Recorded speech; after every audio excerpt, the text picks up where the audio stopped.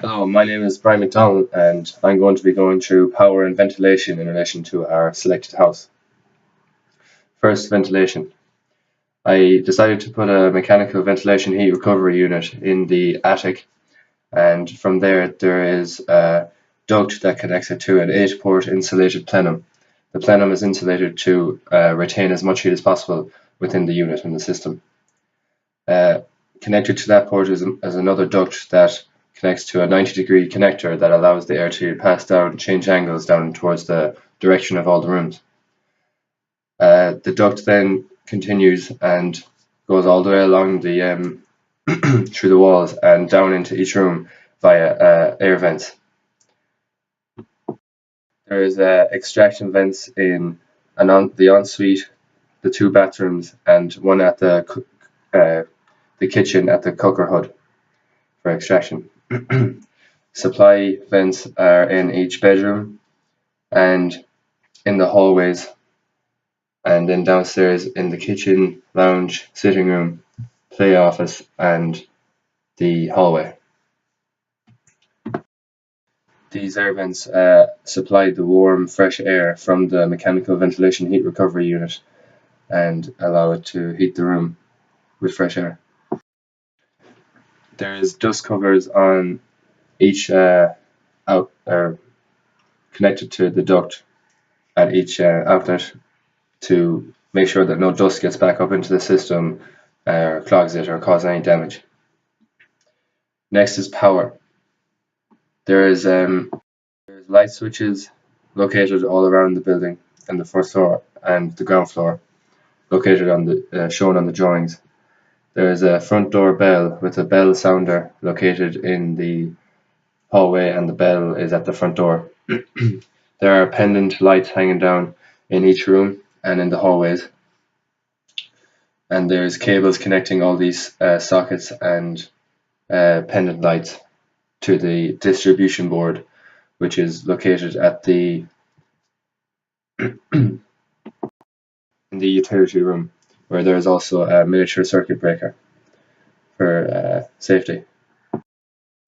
There is a separate switch at the cooker control that is for the cooker alone, with a neon light on it.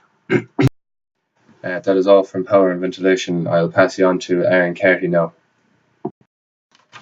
Hello, I'm Aaron Carty and I'm doing the hot, cold and mains water and the fire alarm system in our house of choice. Hot and cold water system begins with a rising main of 50 mm diameter and starts as it enters the house. It has a stop valve and a drain valve.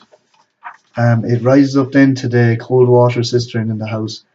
From there it either goes to the toilets and sinks or baths for cold water supply, or downstairs to the sink or toilet.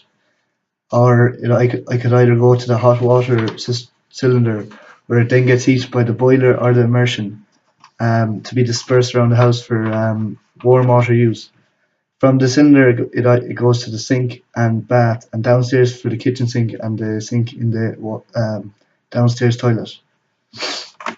All pipes are 22 mm diameter, and we have a gate valve as the water is leaving the hot cold water cistern, drain valve as the water is going into the cylinder, and also another drain valve as the water is leaving the boiler.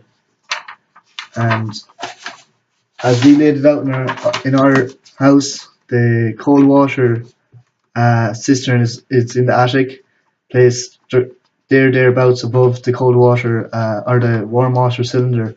From the cistern, the water can go down to the cylinder to be heated, or to the bathrooms or the utility rooms for usage for cold water. From the cylinder, the water will then be dispersed around the house for warm water use.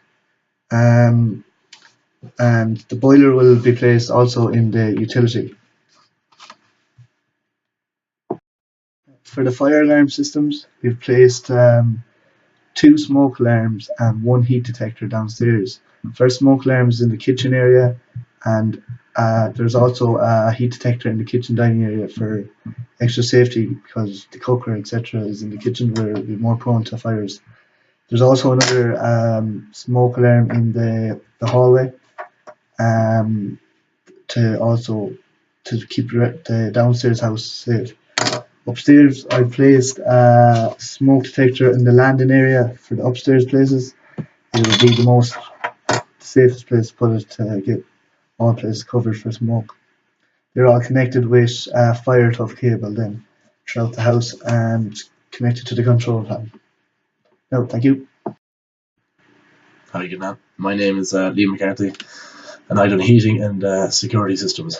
For the ground floor heating, I used underfloor heating because it was the most efficient method of heating the house fast, and it's very costly, but it would work out most cost effective in the future. Um, I also applied radiators to the bottom floor, two in the kitchen, one in the sitting room, and one in the playroom slash office.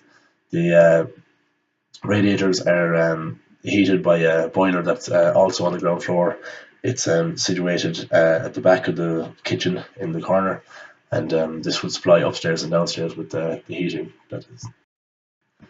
For the second floor, I also used underfloor heating, but I used a different type of underfloor heating. I used it's a mat that goes underneath the wooden floorboards rather than inside concrete.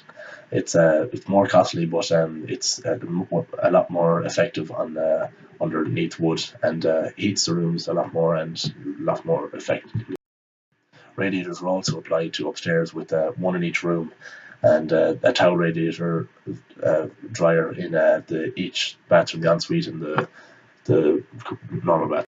For security, I used um, window sensors that if the windows were opened or closed while there was nobody in the house, a notification was sent to your phone and would let you know if somebody's in the house while you're not there.